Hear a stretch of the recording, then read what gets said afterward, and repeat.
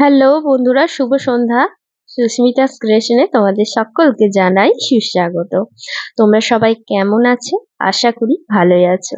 আমি অনেকদিন পর আবার একটা নতুন রান্নার ভিডিও নিয়ে তোমাদের মধ্যেখানে হাজির হয়ে গেছি। আজকে এটা ঠিক রান্না বলা যায় না, ভিডিওটা হচ্ছে একটা জাস্ট রেসিপি। রেসিপিটা কিভাবে আমি করেছিলাম সেটাই তোমাদের সঙ্গে তুলে ধরবো। রেসিপিটা হচ্ছে রায়তা।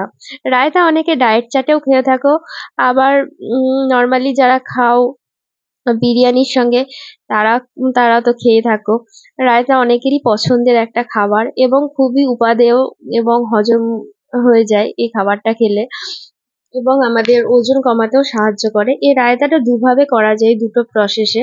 কেউ কেউ একদম মানে যারা তেল অ্যাভয়েড করতে চাও, আমি তাদেরকেও বলে দেবো ডায়েট চাটে কিভাবে খাবে। এটা তেল ছাড়াও খুব ভালো হয়, এবং তেল দিলেও যে খুব একটা বেশি তেল লাগে তা না, হাফ দশান তেল দিলেও হয়ে যায়। তো আমি প্রথমেই ঘরে পাতা টক দই নিয়ে নিয়েছিলাম। প্রসেসটা বলে দিই তোমাদেরকে, তোমরা একটু জেনে নাও। আর তারপরে এই যে কড়াইয়ে দেখছো হাফ দশার মতো তেল দিয়েছি, এটা সাদা তেল দিয়েছিলাম। এটা অনেকে অ্যাভয়েড করতে পারো। শুধু কাঠখোলায় মানে শুধু কড়াই যদি নেড়ে নাও, অনেকেই এভাবে খেতে পারো। আমিও করে দেখেছিলাম, দুভাবেই করেছি। খুবই ভালো লাগে। তেল দেওয়া এবং তেল ছাড়া দুটোতেই ভালো লাগে, কোনো অসুবিধা হবে না এটাতে।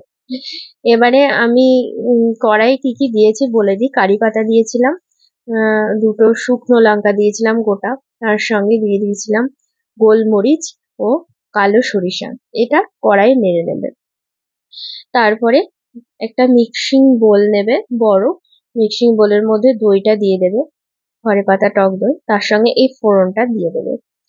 এবারে যারা ডায়েট চাটে খেতে চাও রেগুলার বিশেষে, তারা এই হাফ দশান তেলটাও অ্যাভয়েড করতে পারো, কোনো অসুবিধা নেই। সেটা তোমাদের যে যার মতো, সে যেইভাবে ইচ্ছা সে সেভাবেই খেয়ে দেখবে। এরপরে আমি মিক্সিং বলে দিয়ে নিয়েছিলাম চিনি এবং বিট নুন।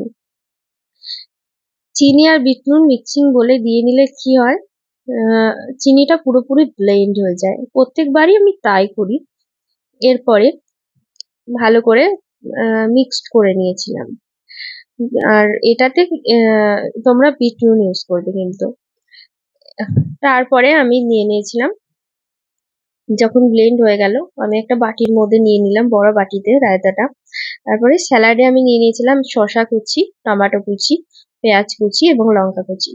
যারা গাজর খেতে চাও অবশ্যই গাজর দিতে পারো, কোনো অসুবিধা নেই। বিট খেতে চাইলে বিট দিতে পারো, কোনো অসুবিধা নেই। যে যেভাবে খেতে পছন্দ করো অবশ্যই সে সেই সবজি ইউজ করতেই পারো। আমি বেশি কিছু এখানে দিইনি, যেহেতু এই রায়তাটা যেদিন আমি করেছিলাম সেদিন আমি বিরিয়ানি করেছিলাম। জাস্ট বিরিয়ানির সঙ্গে খেতে ভালো লাগে সেই জন্যই করেছিলাম। আর আমাদের এই রায়তাটা যতবারই করা হয় বাড়ির লোকে খুব পছন্দ করে। তো যাই হোক, বলে রাখি রায়তাতে আরো কিছু মশলা দেওয়া বাকি আছে, যেমন চাট মশলা, আর তার সঙ্গে দেওয়া বাকি ছিল উম হচ্ছে জলজিরা। তো এই দুটোও দিয়ে দিয়েছিলাম। তো পরিমাণ মতো দেবে জলজিরা, যেরকম তুমি ইয়ে করবে, রায়তাটা করবে সেই অনুযায়ী জলজিরা দেবে। আহ, কোনো সময় আমার অল্প করলে 1 প্যাকেটও লাগবে, কোনো সময় 2 প্যাকেটও লাগবে। জাস্ট টেস্ট করে দেখবে। এখানে নুন মিষ্টি ব্যালেন্সটা সম পরিমাণে থাকবে। অনেক সময় আমরা রায়তা খেয়ে থাকি বাইরে টক টক হয়, এখানে একদমই টক হয় না, নুন মিষ্টি সমান পরিমাণে থাকে, ঝালটাও তাই। তো সেইভাবেই করে তোমরা দেখবে, এবং আমাকে অবশ্যই কমেন্ট করে জানাবে কেমন লাগলো এই রেসিপিটা। অনেকদিনই তোমাদের সঙ্গে শেয়ার করার আমার এটা খুবই ইচ্ছা ছিল, তো আজকে শেয়ার করলাম। আর বন্ধুরা, আমার ভিডিওগুলো তোমাদের কেমন লাগছে অবশ্যই কমেন্ট করে জানাও।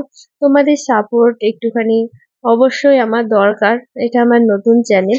যারা যারা এখনো পর্যন্ত আমার চ্যানেলটিকে সাবস্ক্রাইব করোনি এবং যার কাছে আমার এই ভিডিওটা ফার্স্ট এসছে, সাবস্ক্রাইব হয়নি, তারা অবশ্যই প্লিজ সাবস্ক্রাইব করে দিও, এবং তোমাদের পরিচিত যারা আছে তাদের কাছে অবশ্যই শেয়ার করে দিও। কমেন্ট করবে অবশ্যই কি ধরনের ভিডিও পেতে চাও, আমার ভিডিওগুলো কেমন লাগছে অবশ্যই কমেন্ট করবে, লাইক করবে। আজকের মতো এটুকুই, পরবর্তী দিন আবার দেখা হবে। সবাই সুস্থ থেকো, ভালো থেকো, টাটা।